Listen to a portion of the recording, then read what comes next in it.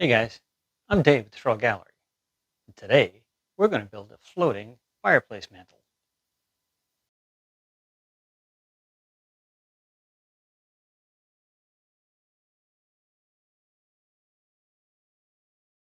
I was recently asked to build a mantle that had no brackets or any other visible support. It was a pretty easy project. Let's see how it came out. Like most of my projects, this started at the miter saw to cut my stock to length. The difference here is I marked one long piece with painter's tape so I'd know which end pieces matched the top piece. This will make matching the grain easier come assembly time. This will make more sense when I actually build the mantle. Over at the table saw, I used my digital angle finder to set my blade at 45 degrees. I set my fence so the outside of the miter gave me a 7-inch wide face and ran both top and bottom pieces of the mantle. I also ran the face of the mantle to give it the first of its two mitered edges.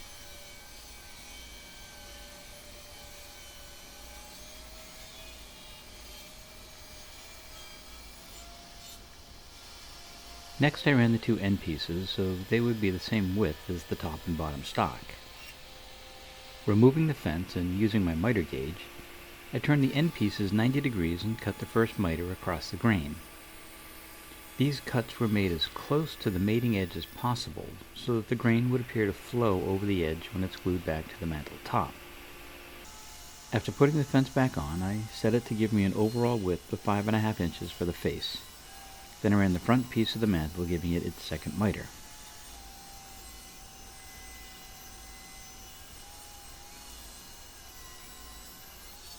With the same setup, I cut the third miter on the end pieces so they'll match the width of the face.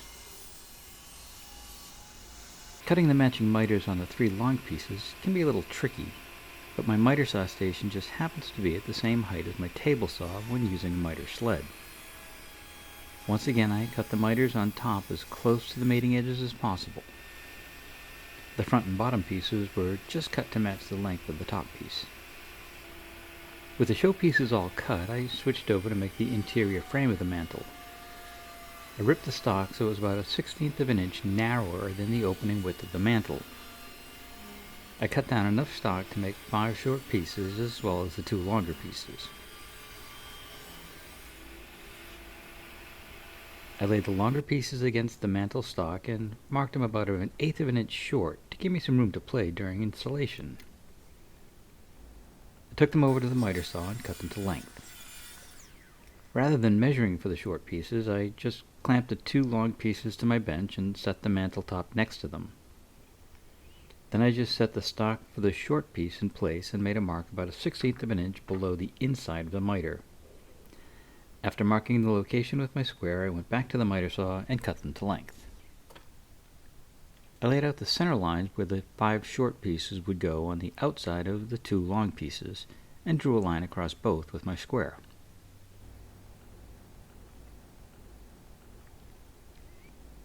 On one of the lines I had just drawn, I marked the drilling locations about 1.5 inches in from both edges. Since I'll use a fence on my drill press to drill the holes, I only need to mark them once. This is when I realized I'd be screwing through the long pieces into the end grain of the short pieces. This isn't a great glue or screw holding option, so I decided to remake the short pieces. I used one of the original pieces to set my fence and rip down my stock. Then it was back to the miter saw again, where I set a stop to cut the replacement pieces to length. After the first cut, I compared it to the original pieces, and they were just right. Now I could pre-drill the holes in the long pieces of the interior frame.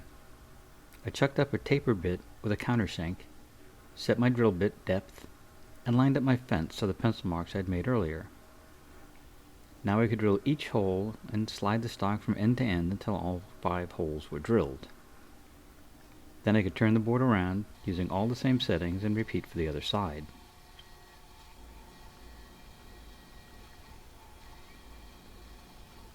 My current work table is too short to support the frame, so I chose to assemble it on the floor as I know that's level. Clearly my videographer was having a rough day, but bear with me. On the first side, I held a short piece of stock in place, drilled the first hole, partially drove in a screw to hold it in place, and then drilled the second hole. Then I removed the screw, added some glue, and drove in the 2 screws to lock the pieces together. The end pieces were assembled flush to the outside of the long boards. I had marked the center point on the 3 middle pieces and used those marks to line up to the drill lines on the long pieces. The second side was a little different. I applied glue to each of the short pieces, dropped the long piece on, and drilled and screwed like before. I did have a square on hand to ensure that all the pieces stayed square during the entire assembly, and a separate drill and driver makes jobs like this so much easier.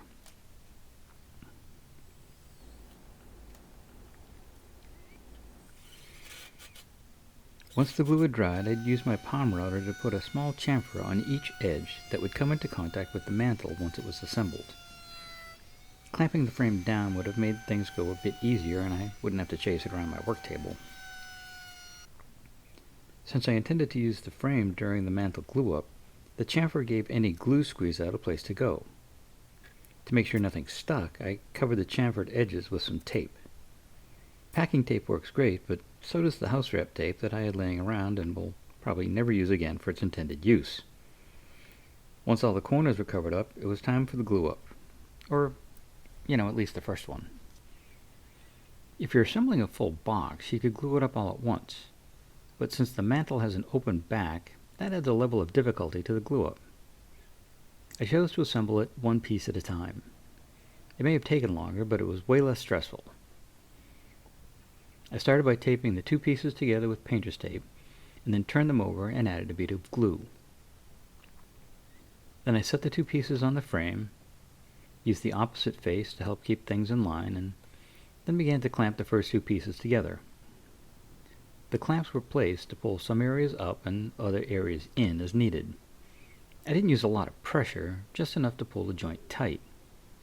If one area got pulled too tight, it would throw the joint out of alignment. To paraphrase Goldilocks, you want it just right. When the first glue joint had time to dry, it was time to repeat the process in the opposite face. Tape, glue, frame, clamp, adjust. Before gluing the end pieces on, I double-checked the grain alignment with the top. Here you can see why I marked the stock in the first step. With careful cutting, the grain flows from the top to the ends, and it does this on both sides. The ends were assembled to the mantle in the same way, except I made sure to apply glue to both sides of the joint. Since nearly all the edges are end grain, and that has a habit of absorbing a lot of glue, using a bit extra never hurts. And since the mantle is over 6 feet long, I added clamping cauls on either side, so rather than have to use an 8-foot clamp to pull things together, I could still use my shorter and easier to handle clamps here. The other end was assembled in the same way. I used a screwdriver with a round shank to burnish the edges. This helps to close up any small gaps, and I thought it might be a good start to the aging process, but more on that later.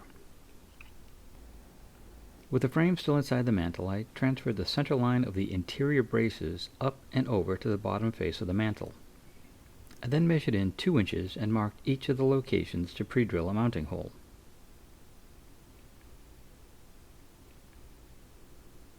I used the same tape drill with a countersink, this time with my cordless drill, to pre-drill a hole for the screws that will hold the mantle to the frame once it's installed.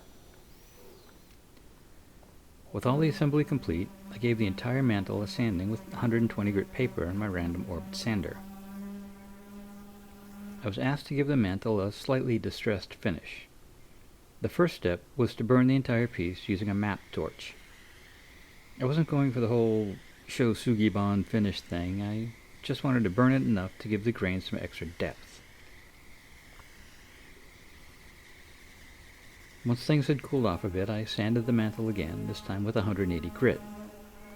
I usually sand up to 220 grit, but as I said, this is going to be distressed and I didn't want the finish to be, too perfect.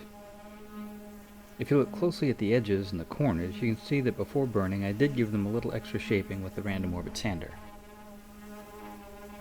Now here's where I cringe. I took a piece of chain and dropped it on the mantle, repeatedly. Somehow I'm not wired to damage something I've just built, but I did my best anyways. In hindsight, I should have beaten the mantle a bit harder, at least a few times. The distressing did come out a bit lighter than I had hoped. With the beatings complete, it was time to add stain. I'm a fan of Minwax oil stains. They go on easily, they're pretty forgiving, and they have a huge assortment of colors. You just wipe it on and wipe off the excess. There are no overlapping dark areas, just a quick and easy stain job. The downside to oil stains is you just can't put a water-based finish over them. I have a video that talks about this in detail, and I'll add a link below to that. For now, just know that wiping down an oil stain with denatured alcohol will dry out the oils long enough for a water-based finish to bond to the wood. Skipping this step will lead to your finish being melted from the oils in the stain. Once the entire mantle has been wiped down, I set up my HVLP spray system with a water-based urethane and sprayed on the first coat. I ended up laying down 4 coats of finish before I was happy with the look. I sanded the mantle with 220 grit paper by hand between each coat and made sure to wipe it down to remove any dust or grit before the next coat went on. When the finish had dried, it was time for the installation. I started by determining the finished location of the mantle, first determining the height, and then finding the center left to right. I could then measure down to determine where the mounting holes would fall. I chose to put the fasteners in the midline of a row of bricks and drew a level line there. Somehow I lost the footage of the marking, but I held the mantle inner frame to the wall and marked both the frame and the wall for 6 mounting points. With all the locations marked, I grabbed my hammer drill and drilled the 6 holes into the bricks. I ended up coming back later and drilled the holes deeper because the fasteners I had weren't quite long enough to secure the mantle. Now I could drill the corresponding mounting holes in the frame. Since I was using 3/16" Tapcon screws, I drilled 1/4" pilot holes in the wood. This gave me clearance for the screws and a little room to play if things didn't line up just right. I mounted the frame to the bricks with 2 1/4" long Tapcons, but didn't tighten them all the way down at first. I got all 6 screws started, then came back and tightened them all. This allowed me the space I needed to align them before things got too snug. One last check with the level and things still look good. I can now slide the mantle onto the frame and set it in place tight to the bricks. The mantle is held in place by a few 2-inch number 8 screws from the bottom where they won't easily be seen. One last check to make sure everything was secure and the installation was complete. My clients chose to mount their mantle a bit higher than I expected. If I had to do it over again, I would have had the grain of the end pieces of the mantle flow across the front rather than the top. But either way, it still looks pretty nice. Despite using pine, a material I'm not really fond of, mixing an oil stain with a water-based finish, and beating the mantle with a chain, it all came out pretty well. And I really like the way it looks against that white painted brick wall. I'd love to hear what you guys thought about this project. Was there something I could have done differently? Smarter? Safer? Drop in the comments below. And if you enjoyed this video, maybe give it a thumbs up and share it with your friends. And, if you haven't already, maybe hit that subscribe button and the little bell so you get notified each time I put out a new video. Not sure what's coming up next, but it might be worth watching. For now, have a great day, stay safe, and take care. We'll see you soon.